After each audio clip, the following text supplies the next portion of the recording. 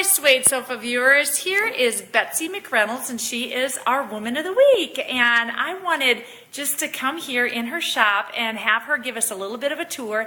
And she's going to kind of tell us about how she got into this whole event planning, wedding planning career, I guess. Can you tell us, how did you get in? How did you become an event planner, Betsy? I actually responded to a part-time job ad in the Chanute Tribune, and my mom was the one who found it, and she said, so why don't you, apply for this? I have 2 college degrees in public relations and communication. And she said, hey, let's do this, and why don't you try it out and see what happens? And 6 weeks after I started, they came to me and said, so how do you feel about buying the place? And I thought, seriously? That's like what I always wanted to do, and it was what I wanted to do in college, and I just thought it's never going to fly here in southeast Kansas, and here you are. Look at this. The first time I ever came in here, I was so surprised. I'd never, I'd driven by and seen the sign, but I had no idea that in a small Chanute or a small rural town such as Chanute, you'd have this kind of inventory. So why don't you take us around your shop, and can you tell us, like, what is the most challenging thing about being an event planner or a wedding planner? I think probably one of the most challenging things is that, you have a lot of stuff that you get to work with, but at the same time, it's trying to always reinvent the wheel. It's trying to come up with something new and trying to get stuff going. I mean, because we work with, a bunch of arches, we have candelabras, we can sit down and totally redesign, something, and it's always trying to make it special for that one person so that it's never the same thing. I don't like having stuff go out and have somebody go, oh, I saw that at so-and-so's wedding, or that was at their birthday party. Oh, you got it too.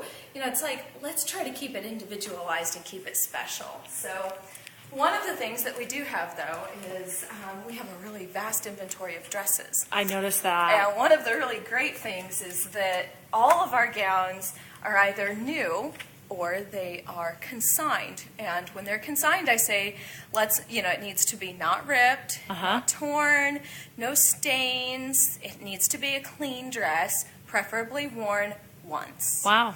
And so then we have, all these dresses that we can select from. And look at so that. Sometimes it really helps to have, something of this nature, because then we can have, girls who, buy that $400 dress, there's nowhere they would ever want to wear it again, because, oh, that was my prom dress and everybody knows it. Right. And so it's like, I have somewhere that someone else can put it to use. But like I said, we also do a lot of new stuff too. Right. So a lot of our stuff, like this is a new gown.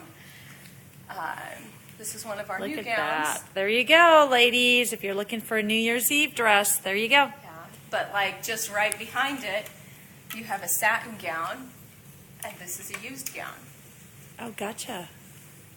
And you never know. You never know. You never know. And then, but we try to keep everything done by color, because, sometimes you walk in and you're just sitting there going, I need that blue dress. I need it to be a periwinkle purple, or, something like that. And you can just walk in and find it so much easier if it's all done by color, and that's one of the things we've tried to do with the store. Very good. And then also at the back of the store, we carry wedding gowns as well. We work with 60 different distributors, and 60 different distributors, not just in wedding gowns, but also in regular formal gowns as well. We also do Mother of the Bride, and never fails the phone rings. And we do Mother of the Bride gowns, flower girls. We also carry tuxedos, so we can dress your guys too. Oh, there you go. I've tried to redesign the store so that way we can take care of everything and it all be encompassing. So you can walk in the door, you can plan your entire event all at once and go from there. So, awesome. And I have caterers that I work with that are phenomenal people. And we have, so I kind of know what their niche is. I know who makes the best barbecue sauce in town. Yes, there you go. Yeah, things like that. I know a lot of that stuff. We have photographers, musicians. We do all of that. Right on. So, yeah, if you want to come on back, we can take a look at some of the wedding gowns we have.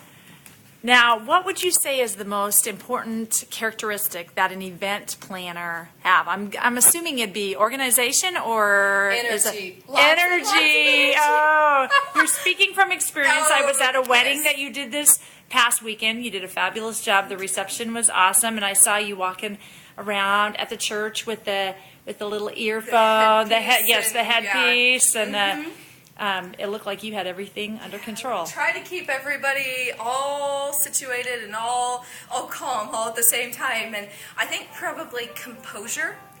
And energy, because you've got to make sure that you can keep it all under wraps and nobody sits there and says, oh no, something's wrong and I can see it written on her face. No, you've got to make sure and keep it all together. So never let them see you sweat. Exactly. There you go. And so, that's kind of just in general what I did with life, you know. Never let them see you sweat and just keep going. So you just kind of had the personality and I had the luck. I'm lucky. That's what it is. I mean, I have really been given a major gift just with this store and being able to do what I do. Not everybody gets to wake up every morning and say, hey, I get to go do exactly what I wanted to do since I was a child and, you know, for life. So it's really awesome. That's awesome. And I think we'll end on that note. I'll just kind of go around here. And Betsy, thank you so much for being our Woman of the Week, and very inspiring and motivating. Thanks. Thank you.